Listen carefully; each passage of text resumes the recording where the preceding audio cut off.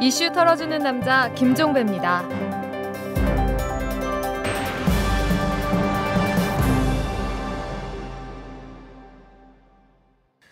4월 18일 목요일입니다. 자, 애청자 여러분, 이명박 전 대통령이 요즘 뭐하고 사는지 궁금하지 않으십니까? 이렇게 물으면 별로 기억하고 싶지 않은데 왜 쓸데없는 말을 꺼내느냐 이렇게 힐난하는 분도 계실 겁니다. 그래도 이건 꼭 알아둬야 할 것 같습니다. 이 퇴임한 이명박 전 대통령이 요즘 또다시 황제 테니스를 즐기고 있다고 합니다. 매주 토요일 오전에 서울 올림픽공원 실내 테니스장을 독점적으로 사용하고 있는 사실이 확인이 됐습니다. 오마이뉴스와 이틀남이 함께 전하는 특종입니다. 자, 이 소식 잠시 후 자세히 털어드리도록 하겠습니다.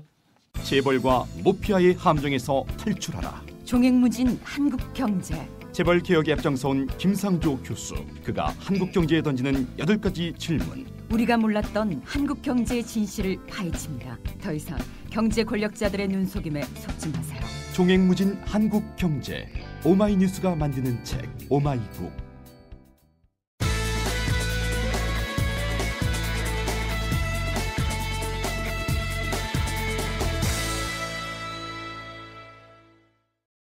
자, 좀 전에 오프닝에서 소개해드린 대로 지금부터 이 특종 구체적으로 풀어내도록 하겠습니다. 바로 이 특종을 일군 두 기자가 스튜디오에 나와 계시는데요. 한 분 한 분 소개를 해드리겠습니다. 오마이뉴스의 이병한 기자 나오셨습니다. 안녕하세요. 예, 안녕하세요. 네, 그리고 강민수 기자 나오셨습니다. 예, 안녕하세요. 반갑습니다. 네, 두 분 수고 많이 하셨고요. 이병한 기자께 먼저 여쭤봐야 될 것 같은데요. 아까 잠깐 소개는 해드렸습니다만 이명박 전 대통령이 또 황제 테니스를 치고 있다. 제가 이렇게 소개를 드렸어요. 예. 자, 언제부터 어디서 어떻게 치고 있는 겁니까? 이명박 전 대통령이 공식적인 임기는 2월 24일까지였죠. 그렇죠. 자정까지였죠. 예. 예. 그리고 다음 날 박근혜 대통령이 취임하면서 예. 이명박 전 대통령은 노현정 사저로 돌아왔는데 예. 그 돌아오는 토요일이 바로 3월 2일이었습니다. 예, 예, 예. 그 토요일 날부터 매주 오전 8시부터 1시까지 오후 1시까지? 예. 5시간 동안? 예, 그렇습니다. 매주 토요일 그 시간에 항상 치는 겁니까? 그렇죠. 장소는 올림픽공원 실내 테니스장. 올림픽공원이 저 잠실에 있는. 예, 송파구. 예. 송파구 올림픽공원 실내 테니스장에서 예. 테니스를 치는데 예. 문제는 이제 전직 대통령도 테니스를 칠 수 있죠. 아유, 그럼요. 당연히 칠 수 있죠. 뭐 운동도 해야 되고 네. 레저 생활도 해야 되고 네. 그래야 되는 건데 예. 문제는 그 과정에서 예. 이제 올림픽공원 실내 테니스장이 이제 모든 국민들에게 일반 시민 누구에게나 개방돼 있는 그런 시민의 공간입니다. 아, 그렇습니까? 예. 이제 그 사용하는 방법은 현장에서 그 접수는 안 되고 홈페이지를 통해서 네. 한국체육산업개발 주식회사라고 하는 예. 그 국민체육진흥공단 산하 그 공기업인데 예. 그 공기업에서 이제 홈페이지를 통해서 일주일 전부터 예약을 할 수가 있습니다. 아, 인터넷 예약? 예. 예. 현장 접수는 받지 않고 인터넷 예약으로 운영되는 그런 시스템인데. 그러니까 선착순이네요. 그러니까 그렇죠. 먼저 예약을 하면 누구나 칠 수 있는. 예, 그렇죠. 예, 예. 그리고 그 예약할 수 있는 것은 일주일 이내 기간에. 아. 예, 그 일주일 이내 기간이면 누구나 선착순 예약해서 거기서 카드로 결제까지 하는. 아, 예약하면서 동시에? 예. 거기서 모든 게 이루어지는 그런 시스템입니다. 예. 그래서 쉽게 얘기해서 줄 빨리 서서 시간 먼저 잡는 사람이 칠 수 있는 그런 이제 공간이죠. 그렇죠. 부지런한 사람이 칠 수 있는 거죠. 예. 예. 그런데 게다가 또 그 토요일 날 오전은 아무래도 사람들이 좋아하는 황금 시간대입니다. 예. 저는 토요일 날 오전에 운동을 별로 안 해봤어요. 게다가 또 예. 실내 테니스장에는 예. 그 총 올림픽공원 테니스장에는 코트가 19개 면이 있습니다. 1번 많네요. 코트부터 19번 코트까지. 예. 그중에서 1번 코트는 경기장이고요. 아, 예. 관람 객석도 이렇게 삥 둘러서 있는 경기장이고 예. 2번부터 19번 코트가 이제 일반 사람들도에게도 대여가 가능한 그런 곳인데 네. 그중에서 5, 6, 7, 8 이 4개 코트가 실내 테니스장에 있습니다. 아, 나머지는 실외고. 예, 나머지는 야외 코트장이죠. 예. 그러다 보니까 아무래도 날씨에 상관없이 또 계절에 상관없이 네. 뭐 비가 오나 눈이 오나 칠 수 있는 실내 코트장이 당연히 더 인기가 있고요. 당연히 선호하죠, 그러면. 예. 예. 근데 토요일 오전 같은 경우는 또 5, 6, 7, 8 코트장에서 6, 7, 8 코트는 강습이 있습니다.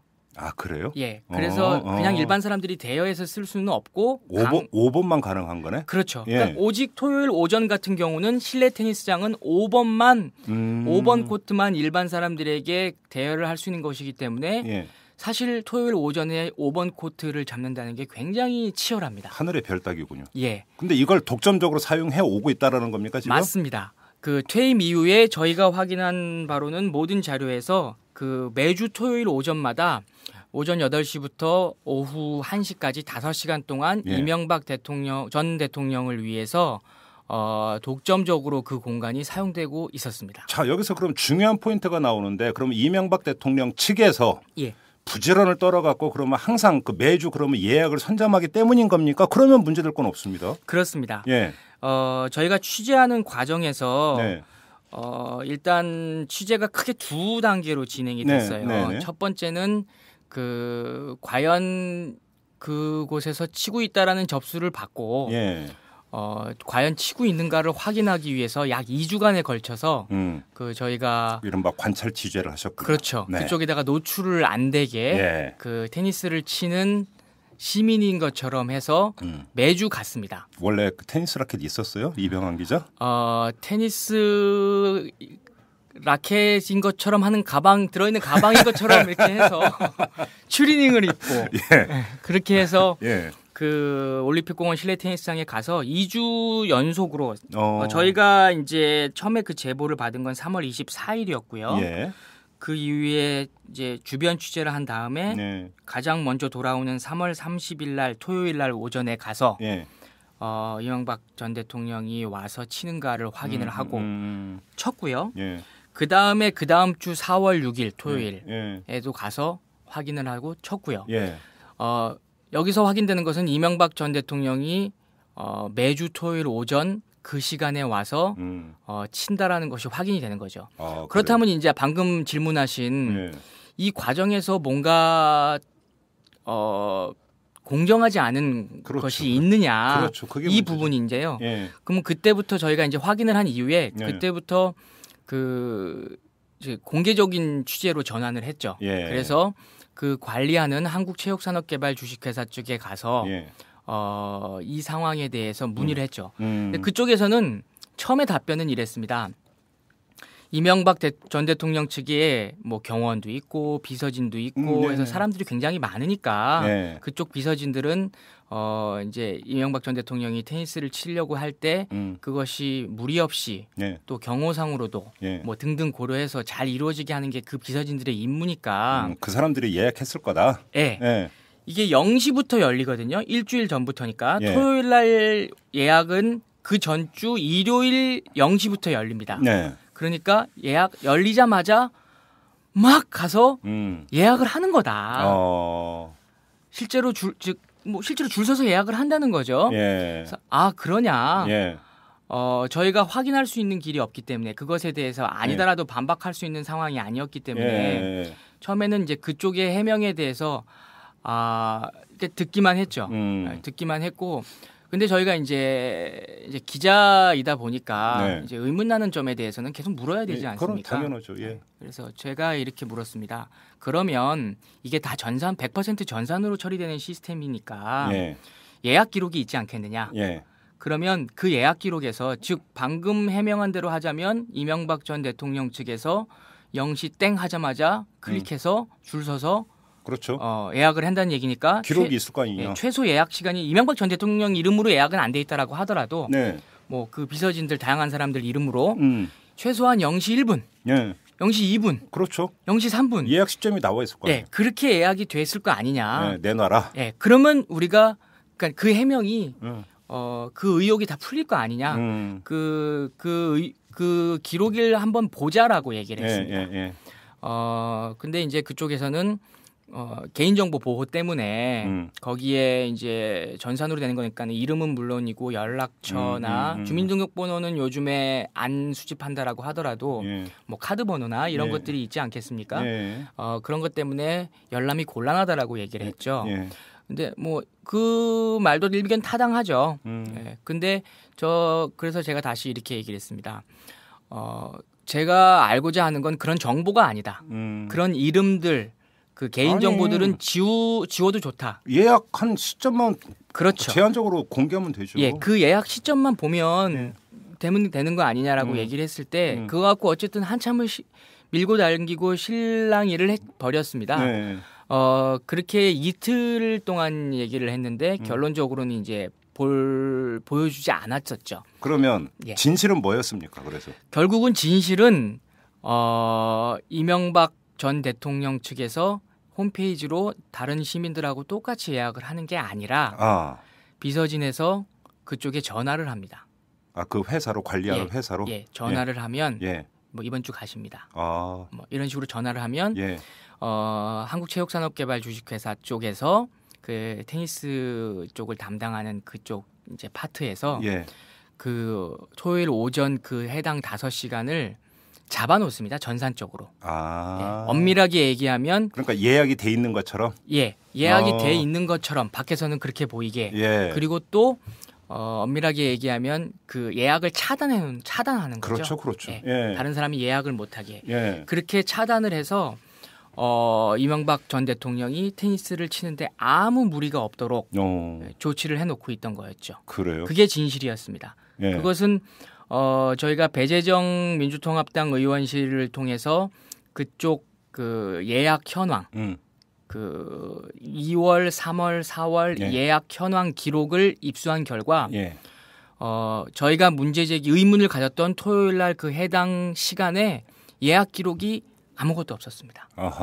아예 예약 기록 자체가 매주 토요일 날 오전 8시부터 1시까지는 예약 기록 자체가 없는 겁니다. 그러니까 아예 간단히 얘기하면 이명박 전 대통령을 위해서 그냥 계속 비워놓고 있었던 거 아닙니까? 그 시간대. 그렇죠. 그러면 일반 시민들은 아무것도 모르는 상태에서 누가 나보다 먼저 예약했나 보다 했고. 그렇습니다. 그래서 실외 테니스장에서 벌벌 떨면서 테니스 친 거고. 그렇죠. 그런 거죠. 요즘에는 날씨가 조금 따뜻해졌지만 바로 저번 주까지만 해도 날씨가 꽤 추웠지 않습니까? 요즘도 추워요. 봄이 조금 좀 이상한 그런 날씨가 시작되는데 사실 저희가 이걸 맨 처음에 알게 된 것도 그 방금 말씀하신 야외 테니스장에서 벌벌 떨면서 친 테니스 동호인 중에서 한 분이 제보를 했기 때문입니다. 열받아서 제보하셨구만. 뭐 열을 받으셨는지 아니면 뭔가 부당하다라고 느끼셨는지는 뭐 정확하게 모르겠지만 어쨌든 익명의 제보였습니다. 저희도 그 제보자를 접촉은 못했고요. 그러게요. 다만 그 제보 내용에 따르면 언제부터인가 즉 퇴임 이후부터 이명박 전 대통령이 올림픽공원 실내 테니스장을 독점하고 있다. 그러면서 그 제보자가 하는 말이 전직 대통령도 테니스를 물론 칠 수 있겠지만 이 시민의 공간에서 치려면 우리들하고 똑같이 그렇죠. 예약을 해서 홈페이지를 통해서 예약하고 줄을 서서 쉽게 얘기해서 줄 서서 표를 사야 된다 사는 거 아니냐 그렇게 독점을 하고 있는 것은 부당하다라는 취지의 제보였습니다. 자, 일단 사건 개요는 알겠는데 궁금한 게 하나 더 있습니다. 테니스를 치면 코트 맞은편에 누군가 있어야 될 거 아닙니까? 그렇죠. 맞상대가. 누구랑 칩니까? 전 국가대표 선수들이었습니다. 그래요? 그거 역시 2006년 서울시장 시절에 문제가 됐던 황제 테니스의 논란하고 판박이라고 할 수 있는데요. 저희가 이제 취재를 갔을 때 이제 테니스를 치러 온 시민인 것처럼 와서 취재를 이제 갔을 때 이제 정확하게는 이제 시간은 8시부터 1시까지라고 제가 아까 말씀드렸지만 이명박 전 대통령이 오는 시간은 한 9시 정도에 옵니다. 와서 몸을 좀 풀고 이제 테니스를 치고 한 12시 정도에서 갑니다. 그러면 앞에 1시간 뒤에 1시간 정도 남지 않습니까? 그렇죠. 그 시간 동안에 한 앞에 오기 전에 1시간 동안에는 한 저희가 취재한 바로는 남자 3명, 여자 1명 정도가 그 코트에서 5번 코트인데요. 그 코트에서 테니스를 칩니다. 먼저? 치다가 한 30분쯤 후에 8시 반쯤에 이제 청소를 좀 잘 깨끗하게 다시 정리정돈. 그 사람들이? 아닙니다. 이제 그 직원들이 예, 청소를 하고요. 그러다 보면 이제 이명박 전 대통령이 와서 그 중에서 그 4명 중에서 여자 1명, 남자 3명인데 네. 여자가 빠지고 그 자리에 이명박 전 대통령이 들어가서 예. 같이 복식으로 칩니다. 복식으로 칩니까? 예. 그런데 그 이명박 전 대통령하고 치는 3명 그리고 또 그 전에 같이 치고 있던 여자까지 합쳐서 4명이 테니스를 상당히 잘 칩니다. 전 국가대표라면서요? 예. 그래서 당연히 잘 치겠지. 그래서 이제 거기에 있는 이제 그 같이 온 경호원들이나 또는 이제 뭐 거기 직원들이나 사람들한테 저 사람들 되게 잘 친다라고 슬쩍 물어봤더니 잘 치죠. 전 국가대표 선수들이니까 당연히 잘 치죠. 이런 답이 돌아왔죠. 근데 치는 거 직접 보셨어요? 예, 봤습니다. 근데 그러면 그 이명박 전 대통령의 테니스 실력이 전 국가대표하고 복식을 이뤄서 칠 만큼 되던가요? 그것도 궁금하네. 비본질적인 질문이긴 합니다만.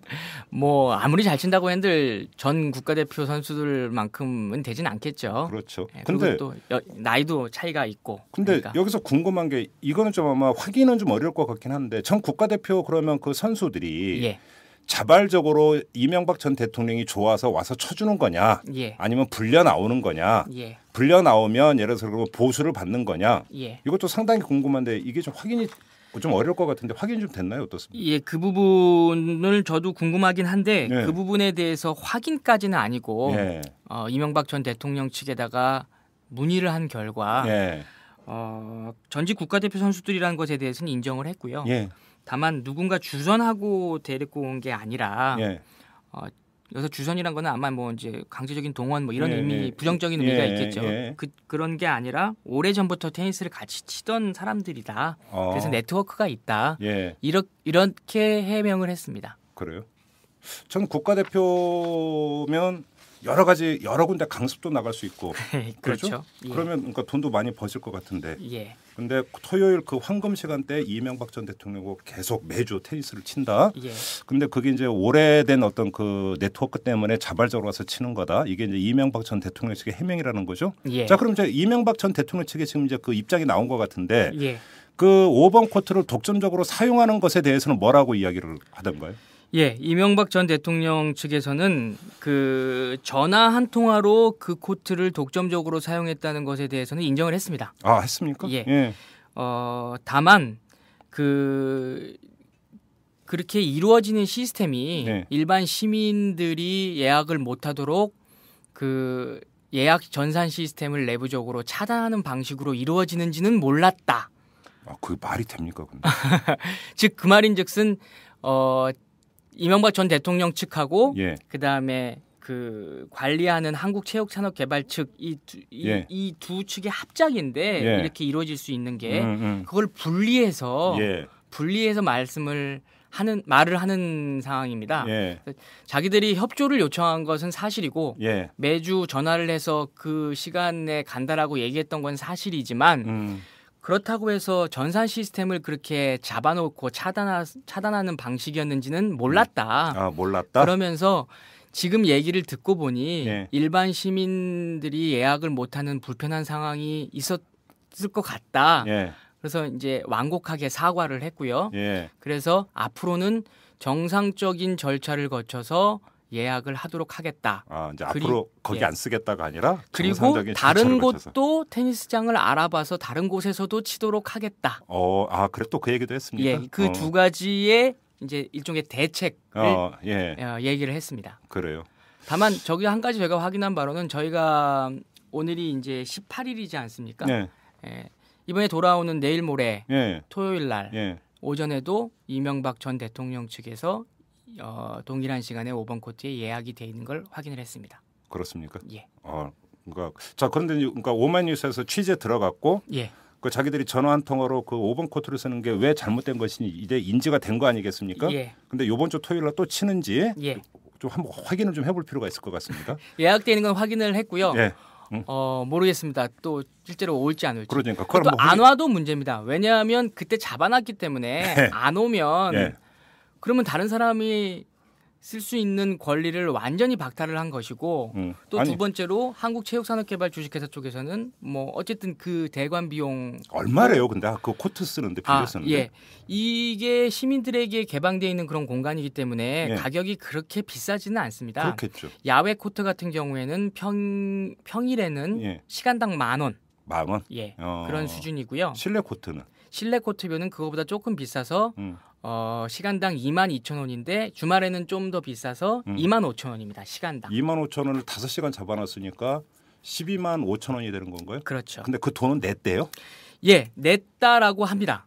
그래요? 양쪽 즉 그 이명박 전 대통령 측과 그 한국체육산업개발 주식회사 쪽에 따르면 예. 그때 와서 네.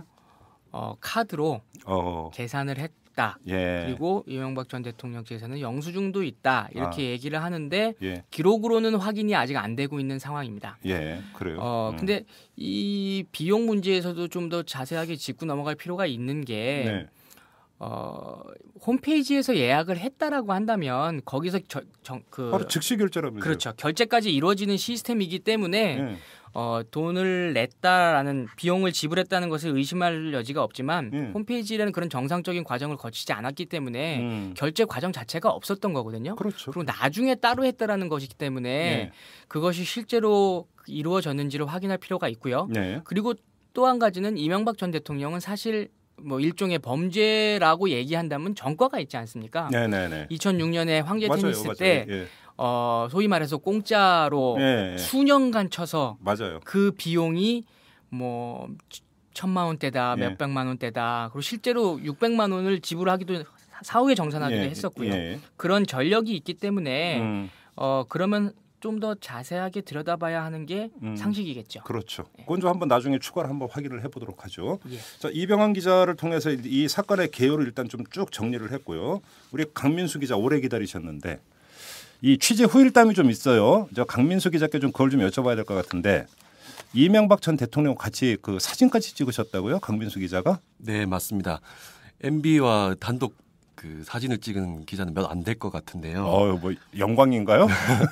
예, 그래서 제가 지난달 32일 예. 아침 8시에 예. 테니스장에 가서 이제 대기를 하고 있었는데요. 예. 9시 20분경에 예. 이제 에쿠스를 타고 MB가 나타났습니다. 예. 그래서 저는 그날도 이제 트레이닝복 차림으로 테니스를 치는 것처럼 해서 나타났는데 예. 오니까 일단 반가운 마음에 대통령님 반갑습니다. 영광입니다. 이렇게 하면서 사진을 찍어달라고 얘기를 했죠. 그랬더니 일단 MB는 일단 저를 하대를 하더라고요. 그래서 바로 반말 들어갑니까? 네네. 예. 근데 그 경호원들이 있을 텐데 제지는 안 했어요, 경호원들이? 일단 경호원들은 놀란 표정이었고요. 그래서 MB가 저를 이렇게 잘 맞아줘서 사진을 찍자고 얘기를 했고요. 그래서 근데 하대를 어떤 식으로 하던가요?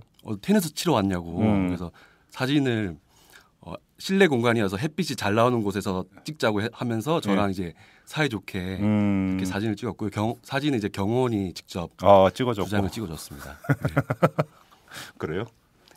잘 보관하고 있습니까? 네, 2장인데 이제 외부에 유출되기가 좀 염려가 돼가지고 아직은 잘 보관하고 있는 상태입니다. 아직은 잘 보관하고 있습니까? 네.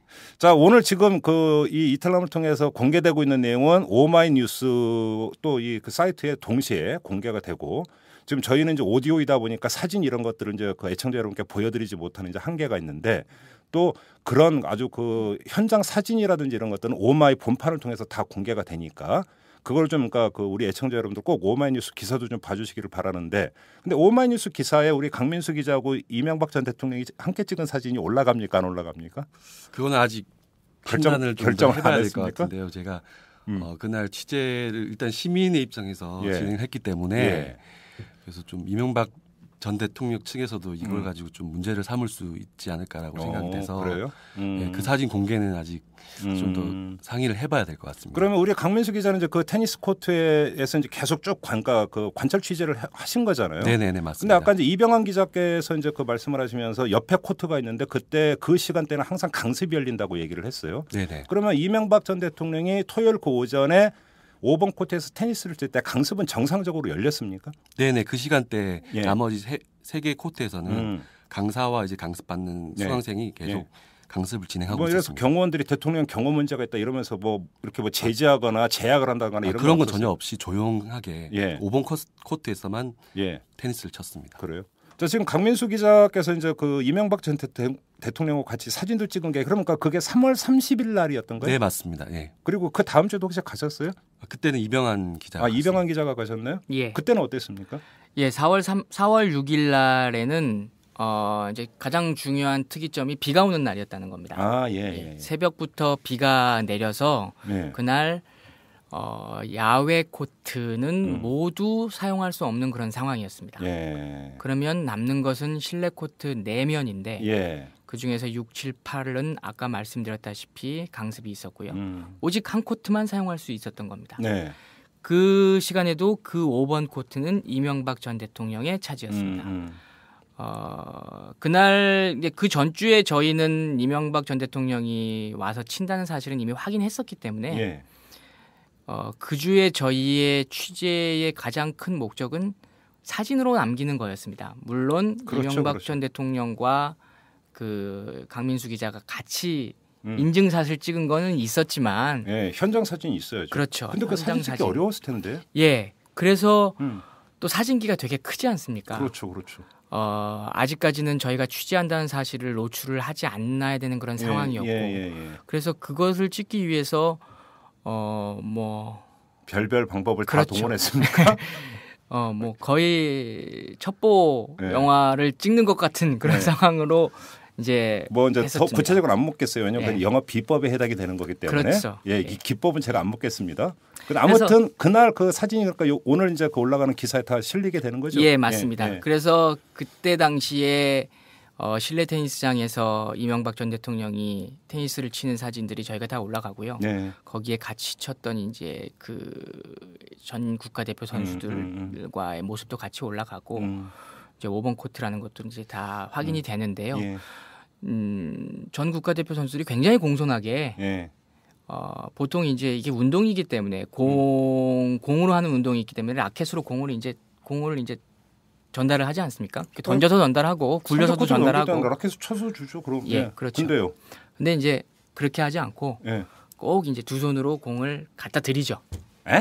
진짜요? 이명박 전 대통령에게 공손하게 고개를 숙이면서 공을 다 꼬박꼬박 갖다 드리는 방식으로 테니스 복식을 진행했습니다. 아, 진짜요? 예. 오. 그리고 저희가 이제 바깥에서 이제 나올 때 혹시 뭐 다른 사람들의 이제 예우 또는 뭐 접대 이제 이런 것들이 또 잘 있는지를 확인하기 위해서 이제 바깥에서 멀리서 잠복을 하고 있다가 이제 나오는 사진 같은 것들도 다 목격을 해서 이제 기록을 해놨고요. 뭐 특이할 점 같은 것들은 크게 발견되지 않았고 다만 이제 어쨌든 전 대통령이 거기 오니까 일반 사람들이 있을 때하고는 일어나지 않는 그런 방안 같은 것들이 굉장히 많이 일어납니다. 뭐 예를 들어서 그 차가 그 앞에까지 바로 오기 위해서 즉 이명박 전 대통령의 동선을 최소화하기 위해서 원래는 이제 막혀 있는 그 주차장과에 막혀 있는 그런 것들을 다 치워서 그 차만 들어오게 한다든가 뭐 그런 등등의 일들이 그쪽에서 일어나죠. 그리고 이제 그 차가 빠지면 다시 이제 원상복귀가 다시 되고 이제 그런 일들이 일어나기 때문에 어쨌든 굉장히 번거로운 일들이 많이 일어나죠. 그렇죠. 알겠습니다. 지금까지 그 이명박 전 대통령의 또다시 불거진 황제 테니스 문제를 지금 탈탈 털어봤는데요. 이게 이제 그 몇 년 전에 진짜로 곤욕을 치렀던 게 바로 황제 테니스인데 맞습니다. 그때와 하등 다를 바가 없는 그런 모습이 똑같이 재현되고 있다라는데 사실은 그러니까 제가 볼 때 더 큰 문제는 여기에 있는 것 같습니다. 그러니까 맞습니다. 몇 년 전에 그러면 거기서 귀감이 안 됐다는 얘기 아니잖아요. 아니잖아요, 그럼. 그때 당시에 그러니까 2006년에 남산 테니스장이었죠. 맞아요. 남산 테니스장에서 이제 뭐 여러 가지 많은 문제, 정치 쟁점화도 됐었기 때문에 많은 문제가 있었지만 사실 일반 시민들, 국민들 입장에서 핵심은 특권이었거든요. 맞아요. 그 시간 동안에 독점적으로 사용하는 기간 동안 일반 시민들이 사용할 수 있는 것들은 완전히 박탈된다. 이런 거였는데 그 핵심 문제는 본질은 그대로 똑같이 됐던 거죠. 비서진의 전화 한 통화만으로 그 전산 시스템을 만져서 마치 다른 사람이 예약한 것처럼 다 해서 다른 그 일반 시민들은 예약도 못하게 한다는 점, 그렇게 해서 독점적으로 사용을 했다는 점, 그리고 그 과정에서 일반 시민들은 권리가 다 박탈됐다는 점, 그리고 테니스 파트너로 전 국가대표 선수들 등 일종의 선수들이 동원됐다는 점도 매우 판박입니다. 그렇죠. 한 가지 차이점이 조금 있다면 그때 당시는 그런 공짜 테니스, 황제 테니스를 친 기간이 수년 동안이었기 때문에 안 걸렸으니까. 예, 수년 동안이었기 때문에 그 기간 동안 사용한 그 비용이 매우 많았었는데 이번 같은 경우는 일찍 걸렸으니까. 예, 그 퇴임한 이후에 한 2달 만에 꼬리가 잡혔습니다. 그렇기 때문에 만약 돈을 안 냈다라고 한다면 그쪽은 낸다라고 하는데 안 냈다라고 한다면 그 비용이 하더라도 그때 2006년 황제 테니스만큼 그렇게 수백 수천 정도까지는 아닐 것이다. 몇 회 안 되니까 몇십만 원 정도 되겠죠. 예, 그렇게 되지 않을까 싶습니다. 그래요. 그런 정도의 차이만 있지 본질은 전혀 변하지 않았다. 이것이 이번 사건에서 눈여겨봐야 할 그런 사건 그 점인 것 같습니다. 알겠습니다. 우리 강민수 기자는 평소에 테니스 좀 치십니까? 전혀 쳐본 적이 없습니다. 아 그래요? 네. 우리 이병환 기자도 중학교 때 조금 친 거 외에는 성인이 돼서는 한 번도 친 적이 없습니다. 뭐 이참에 그 취재 열심히 했는데 테니스 좀 배우시지 왜? 가서 한번 5번 코트에서 한번 치시고. 그러게요. 그 코트장이 굉장히 좋더라고요, 사실. 그래요? 저희가 취재한 바로는 작년 5월경에 완공이 된 시설인데 그렇게 보면은 이명박 전 대통령 재임 시절에 완공이 된 곳이죠. 예. 그래서 뭐 더 애착이 있어서 그렇게 계속 쳤는지는 모르겠지만 어쨌든 시설도 깨끗하고 괜찮고 한번 치고 싶은 마음이 들 정도이긴 했습니다. 그래요. 논현동에서 잠실 거기까지는 꽤 거리가 좀 되는데 또 거기까지 가서 열심히 좀 테니스를 치고 있으면 아무튼 건강은 좀 좋을 것 같습니다. 그죠? 저도 대학교 다닐 때 이제 그 체육 시간에 테니스를 한 학기 쳤는데 저는 치기만 하면 홈런이 돼가지고 테니스 공이 항상 코트 넘어가가지고 왜 그랬는지 모르겠지만 아무튼 이 특종을 읽은 오마이뉴스의 이병환 기자 그다음에 강민수 기자와 함께했는데요. 오늘 지금 이 이탈남 통해서 공개된 내용은 아마 애청자 여러분이 지금 이 순간에 이 방송을 듣고 계실 이 시점에 아마 오마이뉴스 사이트에도 올라가 있을 겁니다. 그리고 거기에는 저희가 이제 오디오 팟캐스트이다 보니까 전해드리지 못하는 현장 사진이라든지 좀 더 자세한 내용이 오마이뉴스 사이트에 기사로 들어가 있으니까 좀 더 자세한 내용은 이 기사를 좀 참조해 주셨으면 하는 이런 말씀을 드리면서 오늘 이 순서 마무리하도록 하겠습니다. 두 분 고생 많이 하셨습니다. 감사합니다. 이슈 털어주는 남자 김종배입니다. 냉철한 분석, 깊이 있는 통찰로 우리 사회 현안을 털어드립니다.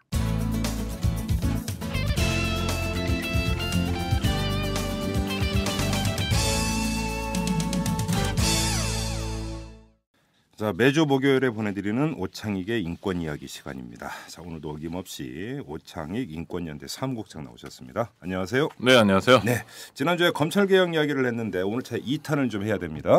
자, 지난주 이야기를 일단 복습부터 하고 한번 넘어가 볼까요? 자, 검찰 개혁하면 대검 중수부 폐지라고 이야기를 하는데 그건 아니다. 네, 비본질이다. 그렇죠. 그건 아니다. 중수부를 폐지한다고 해봤자 다른 데서 얼마든지 할 수 있다. 명칭만 바꿔도 된다. 이런 말씀을 하셨고 검찰개혁의 본질은 그 과도하게 집중되어 있는 이 권력을 결국은 분산시키는 문제. 이게 핵심이다. 이제 여기까지 얘기했어요 우리가. 네, 그 검찰이 어떤 권력을 가지고 있냐. 수사에 대한 모든 권한을 가지고 있고 공판을 실제로 주도하고 있고요. 재판을. 그다음에 형 집행에 대한 권한을 가지고 있다. 그중에 형 집행정지도 검찰의 권한이다 하니까 우리 김 선생님께서 정말 그러냐. 그 형사소송법에 있습니다. 470조에 있는데요. 뭐 징역, 금고, 구류 이런 게 이제 자유형이잖아요. 그렇죠. 이거를 선고받은 경우에 검찰청의 검사가 형집행정지를 할 수 있습니다.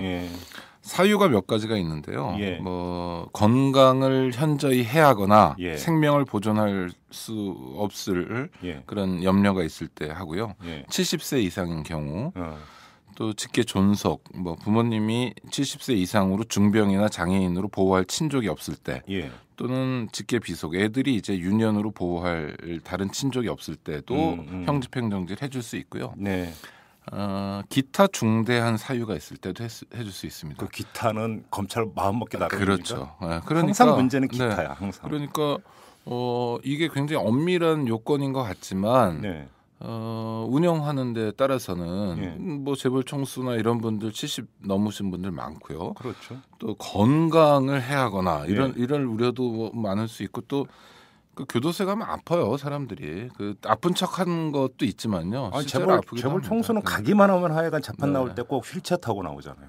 아니 그러니까 실제로 아플 것 같아요. 그 자유롭게 사신 분들이 좁은 구금 시설에서 밤새 그 감방 안에 불 켜놓고 불도 안 꺼주거든요. 교도소는 못 견딘대요. 네, 그럼요. 그러니까 뭐 휠체어 타고 나오는 건 그러니까 상당한 쇼 부분이 있지만 그럼에도 불구하고 아플 수는 있죠. 또 마음도 아플 수 있고요. 그럼요. 그래서 그 형집행정지까지 다 해줄 권한이 있기 때문에 실제로 죄 없는 사람에게 죄를 줄 수도 있고 죄 있는 사람의 죄를 덜어주거나 아예 죄를 묻지 않을 수도 있는 그런 그야말로 무소불위의 권한. 하지 못하는 일이 없을 정도의 무소불위의 권한을 갖고 있다는 거죠. 형집행정지는 선고가 이루어진 다음이죠. 그렇죠. 형을 집행하고 있는 단계예요. 그렇죠. 네, 확정 판결 난 그러면 자 가석방 제도라는 것도 있고 보석도 있지 않습니까? 근데 또 형 집행정지를 또 따로 두는 이유가 어디에 있어요? 사실은 검찰이 실제로 형 집행권이라는 게 이제 교도소에 가야 될 범죄자를 교도소에서 살리는 거를 지휘하고 감독하는 권한인데 그걸 확장해서 살리지 않는 권한까지도 검찰이 가지고 있는 거고요. 그러니까 법원 판결을 무력화시킬 수 있는 굉장히 중요한 카드인 겁니다. 그거는 검찰이 법원보다 위에 있다는 얘기밖에로 연결이 실제로 형사사법에서는 지난주에 말씀드린 것처럼 사법이라고 하지만 사법부가 주도한다기보다는 검찰이 주도하기 때문에 검찰사법이라고 부르는 게 더 적당하다는 거고요. 또 형집행정지만 있는 게 아니라 사면이라는 절차 있지 않습니까? 그렇죠. 사면은 뭐 대통령이 해주게 되는데요. 사면을 담당하고 있는 실무부서는 법무부입니다. 그렇죠. 명단을 그러니까 법무부가 작성을 하죠. 그럼요. 근데 법무부는 검찰에 의해서 완벽히 장악된 조직이거든요. 그렇죠. 그래서 법무부 문민화라는 얘기도 많이 하는데요. 아, 그 말도 합니까? 그럼요. 국방부만이 아니라 법무부 문민화도 되게 중요한 검찰 개혁의 주제인데 개념은 이렇습니다. 자, 대통령은 이제 선출된 권력이고요. 대통령이 정무직인 이제 장관을 통해서 검찰을 통제해야 그래도 민주적 통제의 한 가닥이라도 가능하게 되는데 문제는 검찰청이라는 건 법무부의 외청에 불과합니다. 그렇죠. 그러니까 행정안전부 이름 바꿔서 안전행정부의 외청에 경찰청이 있는 거랑 비슷한 구조예요. 그렇죠. 그런데 외청이 거꾸로 외청의 구성원들이 법무부를 다 장악하고 있는데요. 장악하고 있는 수준이 어느 정도냐면 법무부의 뭐 장관, 차관 물론이고요. 국장들 뭐 이렇게 쭉 있는데요. 고위직 중에서 딱 한 자리 교정본부장이라고 있습니다. 예전에 교정국장인데요. 교도소 관련한 일을 책임지는 부서인데 그 부서장만 검사가 아닌 자고요. 전부 검사입니다. 그래요? 노무현 정부 때는 그래서 법무부 문민화에 대한 요구도 있고 이게 꼬리가 몸통을 흔드는 격이에요. 법무부의 지휘 감독을 받아야 될 검찰이 법무부의 요직을 다 차지하고 있고 그래서 법무행정을 실제로 좌지우지하고 있는데 이게 잘못된 거다라는 문제제기가 많아서 이를테면 출입국 관리 업무하는 부서 또 인권국이 있습니다. 법무부에도 인권부서 이런 부서들은 뭐 개방직을 한다든지 해서 검사가 아닌 자가 왔는데 이명박 정권 때 이게 다 바뀐 겁니다. 검사들이 왔고요. 교정본부장 예전엔 교정국장이었는데 이 자리도 김대중 정권 이전까지는 검사가 하던 자리였어요. 이를테면 뭐 김태정 전 법무장관 이런 분들이 다 교정국장했던 사람들인 건데. 그러니까 지금 뭐 그 말씀을 하시니까 단적으로 떠오르는 사건이 노무현 정부 때 이제 판사 출신 강금실 씨를 법무장관으로 앉히니까 검사들이 들고 일어났던 거 아닙니까? 그러니까 검찰 순혈주의가 있습니다. 이건 법원에도 있는데 사실은 그 정도는 법원보다 훨씬 더 심하다고 보는데요. 첫 번째는 묘한 엘리트 의식이 있습니다. 젊었을 때 공부 잘했다 이런 거고요. 우리는 사법고시 패스한 사람들. 사법고시 패스했고 그냥 패스만 한 것이 아니라 판사보다는 성적이 안 되지만 그래도 상당히 우수한 성적이었다 이거고요. 그다음에 못하는 일이 없으면요. 굉장히 뭐랄까 스스로 성찰한달까 이런 기능들이 없어지는 거고요. 그렇죠. 또 하나는 실제로 검찰이 많이 만나는 사람들이 범죄자들입니다. 그렇죠. 그러니까 다른 사람 일반을 이제 범죄자로 보는 어떤 그런 시각 같은 게 있고요. 또 심지어 검찰은 거악 일소라는 말을 많이 하는데요. 큰 악을 깨끗이 청소해버리겠다는 건데 그런 사명감 같은 게 있습니다. 이게 좋은 의미의 사명감도 있는데요. 또 유일하게 깨끗한 기관이 검찰이다라든지 뭐 이런 자폐적 인식 구조로 나타나는 이상한 모습도 있습니다. 그러니까 일반 국민들은 검사를 두고 검세라는 아주 이제 그 모욕적인 표현까지 쓰고 있지만 네. 검사들은 도덕적 우월주의에 빠져 산다 이런 이야기 아닙니까? 그렇죠. 그러니까 정말 저는 뭐 토론회나 개인적으로 만나는 자리나 이런 자리에서 검사들한테 그런 얘기를 참 많이 들었는데요. 네. 대한민국의 어떤 기관 중에서도 가장 깨끗하다는 거예요. 검찰이. 검사 스스로 그렇게 얘기를 합니까? 그럼요. 네. 그러니까 좀 황당하죠. 우리도 있는데 왜 갑자기 김광준 검사가 생각이 날까? 김광준 검사도 그렇습니다. 그 김광준 검사는 고검 부장검사입니다. 그렇죠. 고검 고등검찰청 부장검사라는 게 뭐냐 하면 사실 이제 고검 문제부터 좀 말씀을 드리면요. 고검은 사실 하는 일이 없어요. 그렇죠. 네. 그러니까 법원에 대응하는 기구로서 만들었다고 하는데 법원의 경우에는 3심제를 하지 않습니까? 1심, 2심, 그다음에 대법원 3심. 그렇죠. 그러나 검찰청은 뭐 3번 다루는 기능이 전혀 없어요. 수사 한 번 하고 기소 한 번 할 뿐입니다. 그렇죠. 그러니까 실제로 지검에서 다 하는데 네. 자기들도 검사들도 판사들만큼 공부하지 않았냐.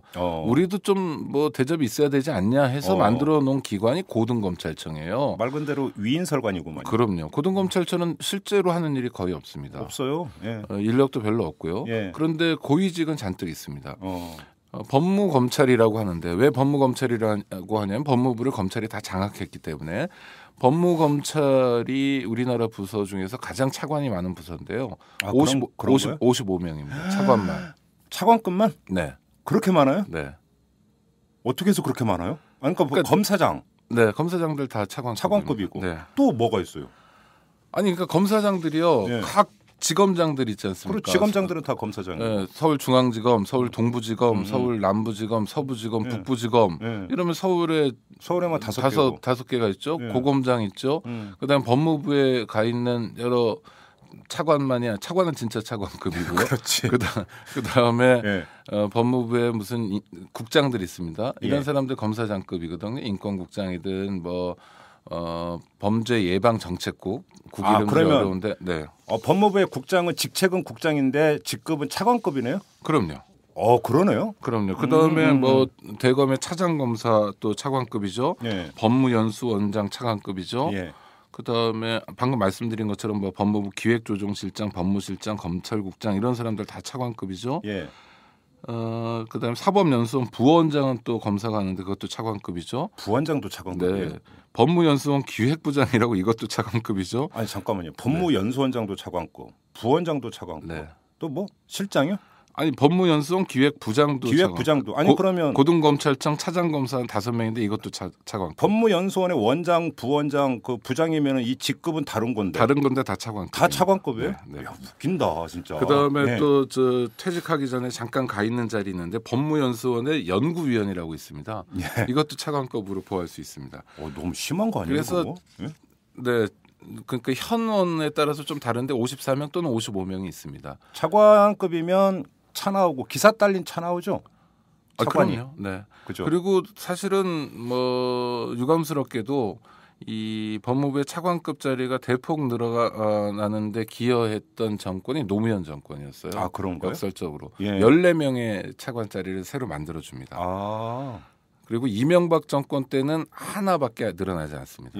이게 대선 때도 문제가 돼가지고요. 대선 공약에도 있었는데 박근혜 정권은 상당히 많이 줄이겠다고 했는데 언론 보도에 따르면 한 14개 정도 줄인다고 했는데 그러진 않고 지금 뭐 법무부 저항도 있고 검사들의 저항도 있고 그래서 한 4개 정도 줄일 것 같은데요. 하여튼 4개를 줄이더라도 50명 또는 51명의 차관이 있는 겁니다. 기형적으로 커진 거예요. 아니 다른 부처가 그런 경우는 없잖아요. 어디에도 없죠. 그러니까 예를 들어서 이렇습니다. 정부 부처가 범정부 회의를 해야 되잖아요. 뭐 대책을 강구하거나 이런 그렇죠, 회의를 할 때 그렇죠. 국장급 회의를 한다. 예. 그러면은 법무부에서는 과장이 갑니다. 실제로 그렇게 갑니다. 아, 법무부 국장은 차관급이니까 네네, 나는 너희들하고 같이 못 논다. 네, 그렇습니다. 나는 너희와 급이 달라. 간단히 얘기하면 이거네. 네.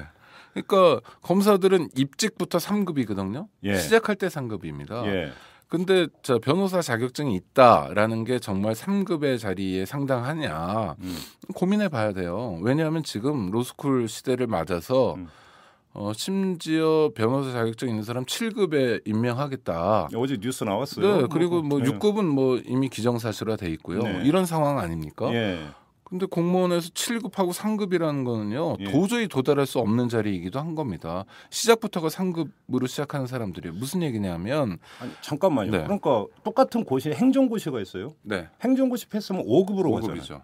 근데 왜 사법고시 패스해서 검사 되면 3급입니까?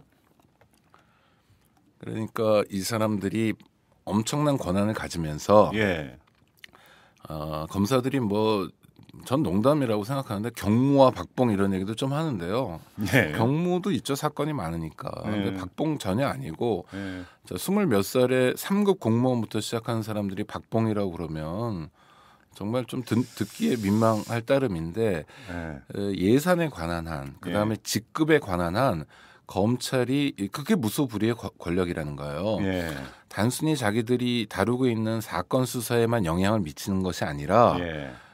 자기 조직의 기득권을 끊임없이 확장시켜 와서 예. 지금 와서 보니까 예. 차관이 54명, 55명이 될 정도로 비대해졌고 그다음에 법무부는 마치 뭐 상원처럼 또는 부처 중에 부처인 것처럼 행세하고 있고 과장급 회의에 뭐 과장이 안 나가고 국장급 회의에 국장이 안 나가는 뿐만 아니라 검사들의 힘은요.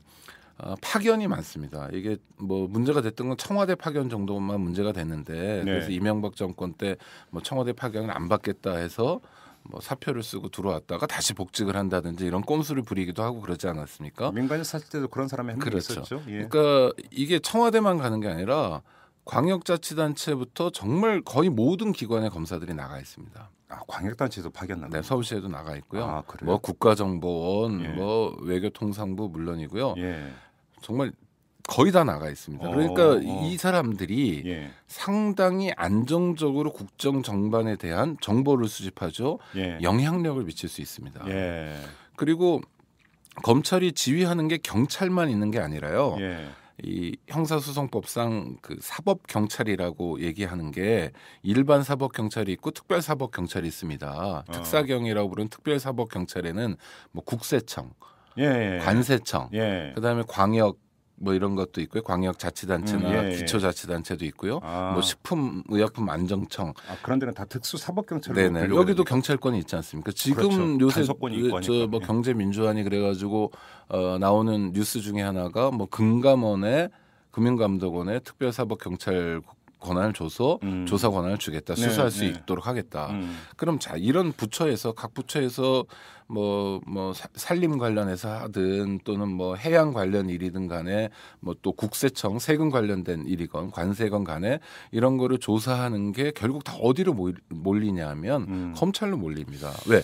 조사를 했더라도 기소 권한은 또 그 조사한 것에 대한 수사 지휘 권한은 검찰이 있으니까요. 그렇죠. 그러니까 사실상 검찰이 국정 전반에 어느 부처 할 것 없이 안정적인 장악력을 가지고 있는 겁니다. 우리가 흔히 뭐 모피아라고 이제 많이 욕을 하지 않습니까? 뭐 경제기획원 출신들이 주물인다. 근데 그건 모피아 게임도 안 되고요. 게임도 안 되네요 지금 말씀을. 그러니까 이런 겁니다. 자 정부 예산을 짜잖아요. 그러면은 다 예산을 좀 얻기 위해서 소위 부처들이 예산 투쟁을 하지 않습니까? 당연하죠. 그래서 예산 당국에 와서 이런 게 필요하다 그러고 좀 과장도 하고 엄살도 떨고 이런 과정이 있습니다. 이건 정상적이고 바람직한 과정인데 이런 과정이 없는 부서가 법무검찰입니다. 아 그렇습니다. 달래는 대로 다 줍니다. 안 깎습니까? 네. 진짜? 네. 깎을 수가 없어요. 깎으면 보복당하거든요. 아 그래요? 그러니까 검찰의 힘이라는 게요. 제가 정말 단언컨대 말씀드리건데 현직 대통령보다 약하거나 버금가고 예. 대통령 임기 막판에 가면 대통령보다 훨씬 셉니다. 그렇죠, 그렇죠. 네. 예. 의회보다 검찰이 셉니다. 법원보다 검찰이 세고요. 그렇죠. 자, 이 전두환 노태우가 막 군세 구테타 일으키고 뭐 보안사령관이 대통령을 하고 이런 시절로 한번 돌아가 보시자고요. 네. 한 30년 전쯤 또는 뭐 80년대 내내 그랬는데요. 네. 그때는 언론에서 각 정부 부처의 인사 중에 가장 중요하게 썼던 게 군 인사입니다. 맞아요. 수도경비사령관이 누가 됐느냐, 맞아요. 특전사령관 누가 됐느냐, 네. 보안사령관 누가 됐느냐, 네. 이게 굉장히 중요한 뉴스였어요. 왜냐하면 권력이 거기가 있었어요. 힘이 그쪽에 있었으니까. 그런데 지금 정부 부처 인사들 나오면요, 가장 중요하게 쓰는 게 어디입니까? 검찰 인사예요. 맞아요. 서울중앙지검장 누가 됐냐, 중수부장 누가 됐냐, 예? 뭐 검찰의 뭐 법무부의 주요 보직들 누가 차지하고 있냐, 예, 이 사람들은 어느 지역 출신이고 어느 학교냐, 이런 자세한 보도가 나옵니다. 맞아요. 그건 뭐냐면 권력의 핵심이 거기 있다는 거예요. 그렇죠. 근데 이 권력의 핵심이 선출된 적도 없고 예. 시민들이 통제하는 것도 없고 예. 그리고 정말 국민을 위해서 일해줬으면 국민들 입장에서 고마울 뿐이지 예. 실제로는 오로지 자신들만을 위해서 똘똘 뭉쳐서 일하고 있다는 거죠. 예. 그 굉장히 이 일탈된 엘리트주의, 네. 저는 자폐적 인식이라고 말씀드립니다만 이런 걸 가지고 활동하는 사람들이 권한은 엄청나게 많이 가지고 있다. 이게 문제입니다. 그렇죠. 네. 자, 그러면 여기서 한번 제가 이런 질문을 드리고 아까 그 차관급만 하는 55명에 이른다고 했는데 네. 그러면 권력 입장에서 그렇게 그러니까 그걸 떡이라고 한번 표현을 해봅시다. 네. 그 떡을 많이 준 이유는 검찰과 좋게 지내기 위해서입니까? 그렇죠. 노무현 대통령도 좀 그랬죠, 사실. 네. 그랬는데 잘 예. 지내지도 못했어요. 그렇죠. 갈등이 제일 심했던 때가 네, 그때였는데. 네. 그러니까 해달라는 거 다 해준 겁니다. 그래요. 무서워서. 아니요, 무서워서는 아니고 네. 잘 지내고자 하는 마음이 있었고 또 검찰 개혁도 해야 되는데 뭐 노무현 대통령한테 직접 들은 건 아니니까 그러나 나중에 자서전이나 이제 나중에 사후에 나온 책들 보면 네. 정말 통탄할 일이라고 후회를 해요. 검찰 개혁을 제대로 못했던 것을 예. 가슴 아프다 그러고 검찰 개혁을 제대로 못했기 때문에 자기가 이제 보복을 당하고 있다 예. 이런 뭐 성찰도 있습니다. 예. 그래서 검찰 개혁을 좀 하려고 하는 모습도 있었고요. 또 한쪽에서는 뭐 검사들이 요구하는 대로 인사도 해주고 네. 차관급 자리도 대폭 늘려주고 예. 뭐 이런 모습이 있었던 거죠. 그러니까 좀 일관된 모습은 아니었습니다. 당근과 채찍이라고 우리가 이제 흔히 표현을 하잖아요. 네. 그러니까 그게 당근에 속한다라고 한다면 네. 그럼 권력 차원에서 채찍을 든 적은 없었습니까? 기억을 더듬어 보면 저는 거의 없는 것 같아요. 네, 없었던 것 같습니다. 그렇죠. 김영삼 정권 때도 없었고요. 예. 김영삼 정권 때는 오히려 김영삼 대통령의 개인적인 캐릭터가 네. 좀 무섭기도 하고 이러기 때문에 검찰을 좀 장악하고요. 또 김대중 정권 때는 뭐 호남 인물들 통해서 장악하고 검찰을 좀 장악하거나 활용하거나 하려는 측면이 있었고요. 그 예. 노무현 정부 때 와서는 그 장악하고 활용하려는 걸 좀 덜 했죠. 좀 예. 자제하는 모습이 있었고 예. 뭐 이명박 정권 때는 검찰을 거의 뭐 어떤 선제 공격의 수단이랄까요? 이런 식으로 아주 적극적으로 활용했고 도구화했죠, 도구화했죠. 그럼요. 뭐 KBS 사장 쫓아내는데도 그렇죠. 검찰을 활용하고 이런 모습들이 있었던 거고요. 예. 그렇지만 검찰 개혁을 진지하게 했던 정권은 없었고요. 천만다행으로 지난해 대선 국면에 예. 검찰 개혁이 갑자기 중요한 화두가 됩니다. 맞아요. 예. 왜냐하면 검찰이 보여주는 게 정말 여러 가지 모습을 한꺼번에 보여줬고 김광준 검사권 있었지. 네. 그다음에 성추문 검사 있었지. 네. 몇 개 더 있었었는데 스폰서 검사 터졌지. 그렇죠. 예. 그다음에 또 검찰총장 퇴진을 둘러싸고 자기들끼리 싸우죠. 치고받고 싸웠지. 네. 예. 총장 그만두셔, 같이 그만두자, 뭐 니들이 나가, 뭐 이러고 이런 게 다 국민들에게 실시간으로 전달되고요. 맞아요. 예. 뭐 엉망진창이었던 거죠.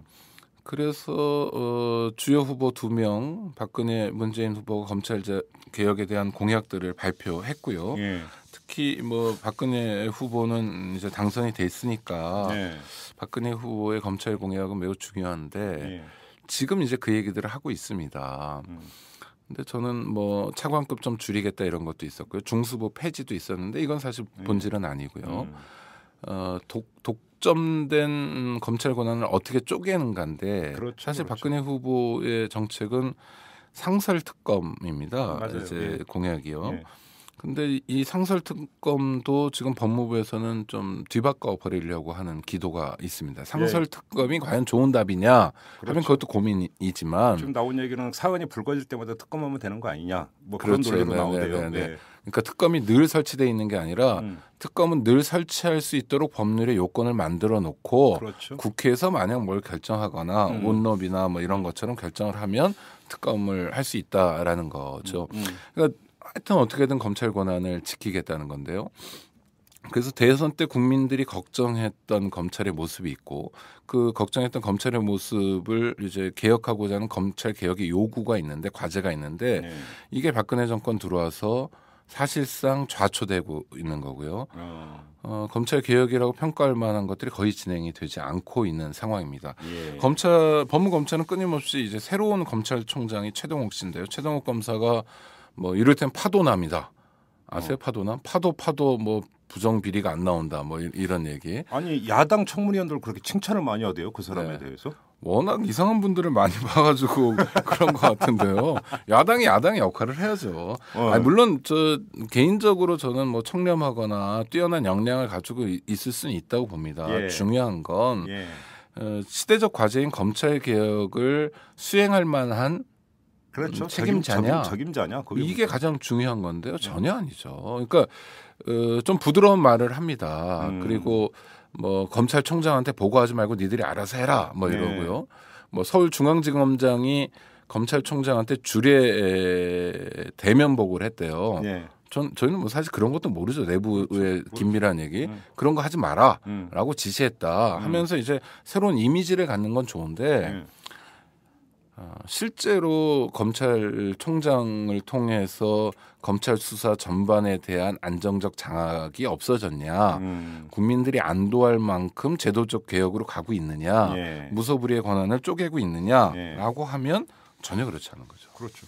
자 여기서 국회 얘기 좀 잠깐 합시다. 그 공천 때만 되면 1순위가 검사 출신들 아닙니까? 그 국회의원 공천할 때 그러면 아까 검사가 전국 그러니까 곳곳에 다 파견 나가 있다고 하는데 국회도 지금 상당수가 지금 검사 출신이 지금 포진하고 있는 것 아닙니까? 일종의 뭐 국회 파견 나가 있다고 보는데요. 검찰 패밀리가 그렇게 보십니까? 그 집권당의 경우에 한번 생각해 보시죠. 지금 집권당 대표는 판사 출신입니다. 맞아요. 근데 그 이전에 집권당 대표들은 거의 대부분 검사 출신이었습니다. 박희태 검사, 홍준표 검사, 강재섭 검사, 뭐 이런 분들이 쭉 집권당 대표를 진짜 그러고 보니까 다 검사 출신이네요. 그럼요. 뭐 충성 보스에 대한 충성도도 높고요. 그러니까 이분들이 국회에는 법이 통과될 때 소관 상임위를 거치지만 자꾸라든지 법률적으로 이게 충돌하는 게 없냐 이런 거를 살펴보기 위해서 법제사법위원회를 거칩니다. 맞아요. 법사위를. 맞아요. 법사위가 통로예요. 맞아요. 법사위에 딱 틀어 앉아가지고 막으면 어떠한 법도 개정하거나 뭐 폐지하거나 이런 게 불가능하게 되는데 거의 상황 상임위죠. 그렇죠. 그런데 법사위원회에 검사 출신들이 잔뜩 포진해가지고 일정한 방향을 이끌어내고 있습니다. 실제로 대한민국의 법이 통과되는 과정은 형식적으로는 의원 입법도 좀 있습니다. 그러나 거의 대부분 정부 입법이고요. 형식적으로 의원 입법이 있다는 건 정부가 의원들한테 로비를 해서 경찰청 이름으로 정부 입법하기에는 조금 주목도 받고 이러니까 의원님이 해달라 이렇게 가는 법률도 많아요. 정부 입법이죠. 그렇죠.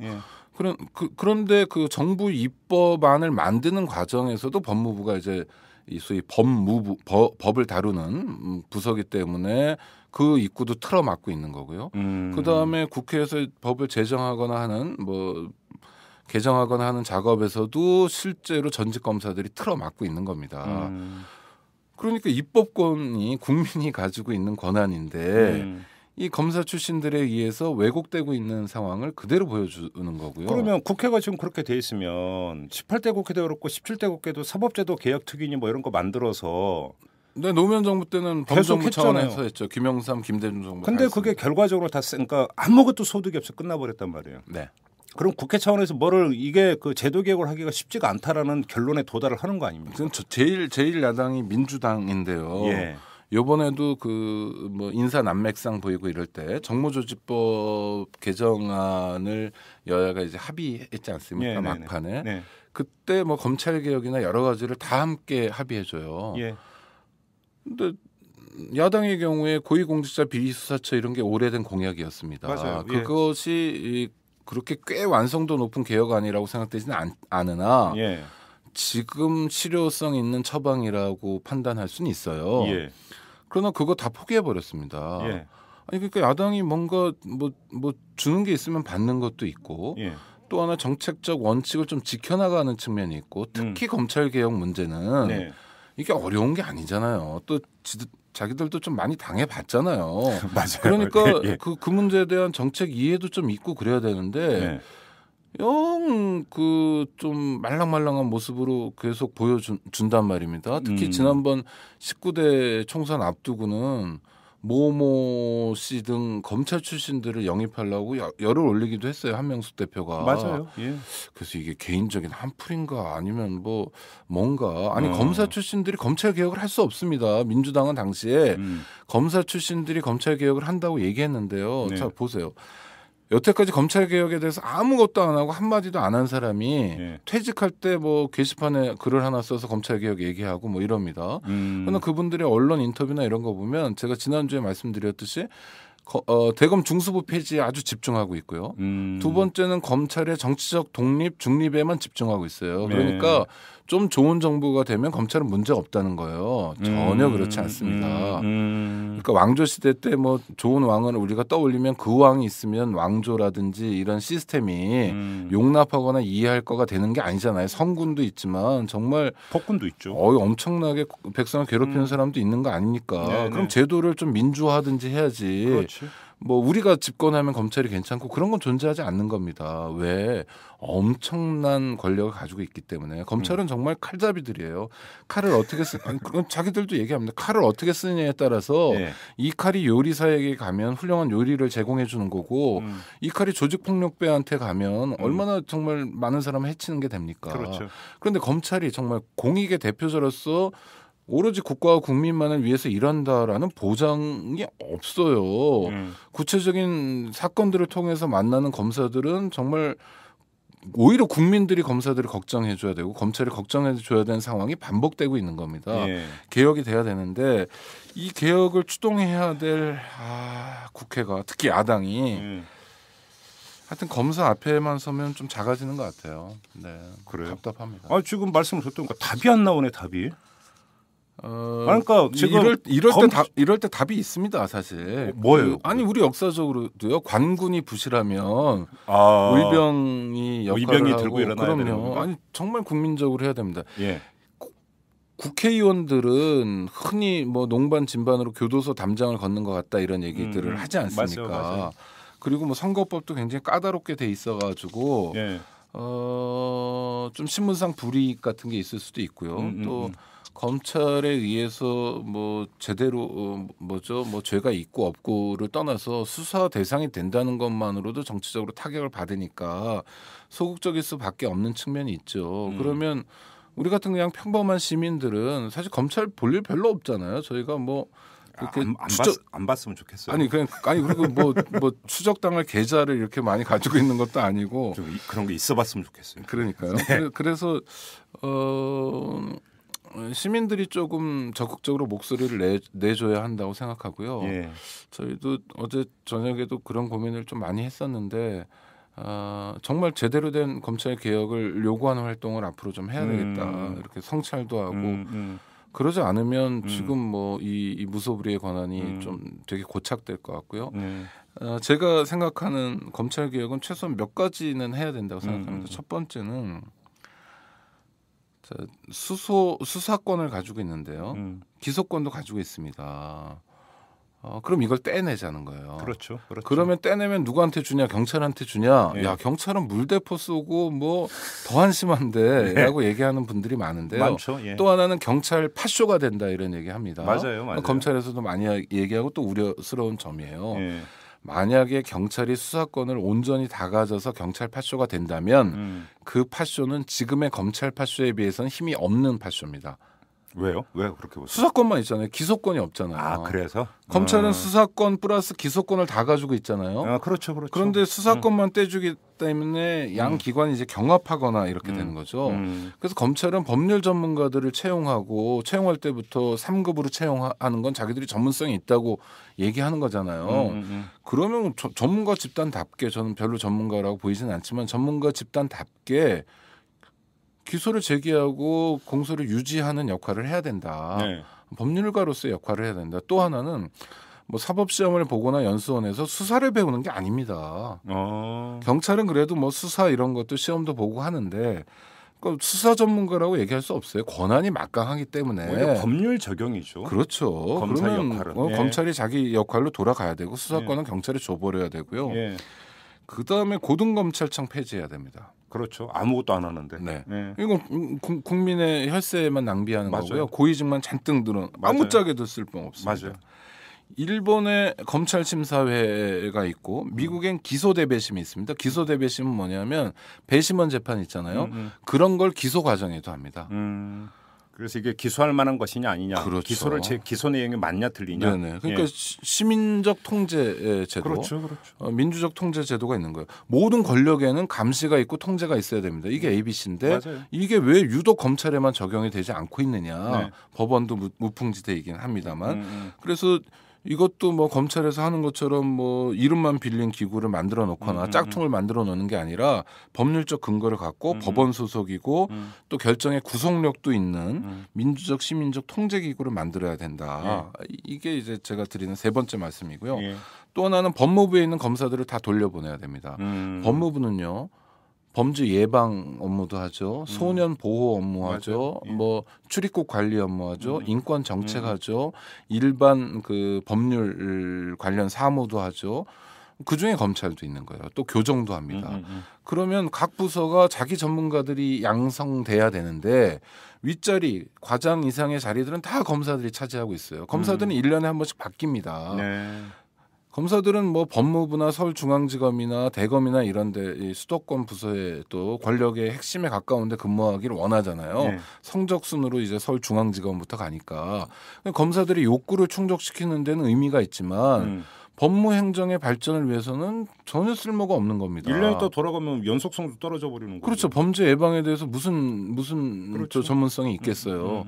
딴 일 잔뜩 하다가 수사하다가 지역에서 올라와가지고 때 되면 뭐 검사장 되고 범죄 예방 정책국장이 되는데 그러니까 이 사람들 돌려보내야 됩니다. 그리고 인권국장 뭐 인권을 검사들이 잘 챙겨줄 수도 있는데 인권 침해 가능성이 가장 높은 곳이 검찰이고 또 경찰이고 수사 단계에서 높은데 같은 구성원이 같은 식구가 법무부의 인권 정책을 담당하면서 또 내부의 인권 감시 활동까지 한다. 이건 말도 안 되는 거고요. 그런 거야말로 진짜 인권 운동 오래 하신 분들이 맡으면 좋을 것 같은데 우리 오창익 국장 같은 분들. 아니 뭐 저는 뭐 네 감사합니다. 근데 저는 지금 21년 차 국장이어서 뭐 법무부 국장이 부럽진 않은데요. 인권운동을 오래 한 사람이어도 좋지만 그러니까 일종의 호민관 역할을 해주는 거 아닙니까? 맞아요. 그러니까 국민 정서라든지 국민 감수성 이런 걸 가진 분들이 해야 되고요. 맞아요. 정리해서 말씀드리면 검찰 수사권 조정해야 됩니다. 이거는 밥그릇 싸움으로 보이기도 합니다. 정말 경찰이 딱하기도 하고 대한민국 경찰이 한심하지 않았던 적이 도대체 몇 번이나 있었지 싶을 정도로 굉장히 의심스럽고 자질이 떨어져요. 그런데 민주주의의 원리는 권력 분립의 원리는 자질의 문제가 아니라 제도의 문제입니다. 그렇죠. 입법부, 사법부, 행정부를 상권 분립을 하고 법원과 검찰이 다른 역할을 하는 건 검찰이 특별히 이뻐서가 아니라요. 그리고 옛말에 자리가 사람을 만든다는 말이 있어요. 그러니까 권한을 주면 또 그 권한을 수행하기 위해서 자기 능력 개발하고 그러는 것도 있어요. 수사상의 일탈이 있으면 그건 검찰이 통제하면 되고요. 그렇죠. 그다음에 고등검찰청 폐지하고 시민적 민주적 통제기구인 일본식 검찰심사회 도입하고 법무부 문민화하고 요 정도 하면 이제 검찰개혁이 좀 되는 거죠. 이거 하고도 좀 부족한 측면이 있지만 이 정도 하면 사실 상설특검 필요 없고요. 고위공직자 비수사처도 필요 없습니다. 결국은 그런 걸 해야 되는데 국회가 못하면 의병이 일어나야 된다. 이렇게 정리를 하겠습니다. 안 그러면 계속 반복됩니다. 그렇습니다. 검찰 때문에 오히려 국민들이 걱정하고 검찰 제가 이탈남 첫 시간에 그런 말씀 드렸는데 김광중 고검 부장검사가 차관급이 뇌물을 받을 때 1억 원짜리 수표로 받아요. 그렇죠. 말 그대로 아나무인 아무것도 아나무인. 무서운 게 없네. 알겠습니다. 저희 이탈남에서 오창익 국장님을 의병장으로 추대를 하도록 하겠습니다. 고맙습니다. 오늘 여기까지 하겠습니다. 고맙습니다. 네. 안녕하세요. 오마이뉴스 대표 오연호입니다. 오늘 방송 잘 들으셨나요? 오마이뉴스는 10만인 클럽 회원 여러분의 후원으로 이탈남을 제작하고 있습니다. 오마이TV의 대선 올레도 10만인 클럽 덕분이었습니다. 이탈남과 오마이TV 더 열심히 하겠습니다. 여러분이 제작자입니다. 월 10,000원에 참여 10만인 클럽 회원이 되어 주십시오. 오마이뉴스 첫 화면에서 직접 가입하시거나 02-733-5505 내선 274번으로 전화 주시면 담당 직원이 안내해드립니다. 지금 7,500명입니다. 함께해 주십시오. 감사합니다.